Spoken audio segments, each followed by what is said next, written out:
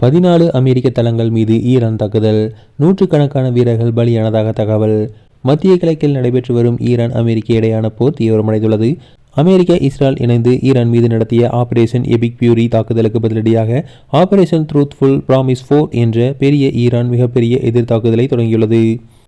ஈரானின் இஸ்லாமிய புரட்சிகர பாதுகாப்பு படை மத்திய கிழக்கு முழுவதும் பரவியுள்ள 14 அமெரிக்க இராணுவ தளங்கள் மீது ஏவுகணை மற்றும் ட்ரோன்கள் தாக்குதலை நடத்தியுள்ளதாக தெரிகிறது.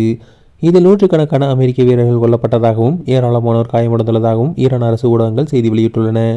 குறிப்பாக பஹ்ரைனில் உள்ள அமெரிக்காவின் 5வது கடற்படை தலைமையகம், கத்தாரில் உள்ள அல் உதைத் தளம் மற்றும் ஐக்கிய அரபு அமீரகத்தில் உள்ள அல் தாப்ரா தளம் ஆகியவை கடுமையாக பாதிக்கப்பட்டதாக ஈரான் கூறுகிறது. இருப்பினும் ஈரானிலிருந்து இந்த கூற்றை அமெரிக்க தரப்பு இதுவரை உறுதிப்படுத்தவில்லை.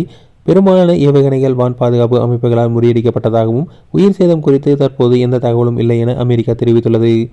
ஈரானின் ஏவுகணை தாக்குதல் காரணமாக வளைகுடா நாடுகள் அனைத்தும் தங்களது வான் எல்லைகளை மூடியுள்ளன. ஈரான் 13 ஏவுகணைகளை தனது வான்பரப்பில் சுட்டு வீழ்த்தியதாக தெரிவித்துள்ளது. சவுதி அரேபியாவின் ரியாத் நகரிலும் வெடிச்சத்தங்கள் கேட்டதாக கூறப்படுகிறது. வளைகுடா பிராந்தியத்தில் போர் தீவிரமடைந்து வருவதால் கச்சா எண்ணெய் விலை உலக சந்தையில் வரலாறு அளவுக்கு உயரக்கூடும் என பொருளாதார நிபுணர்கள் அச்சம் தெரிவித்துள்ளனர்.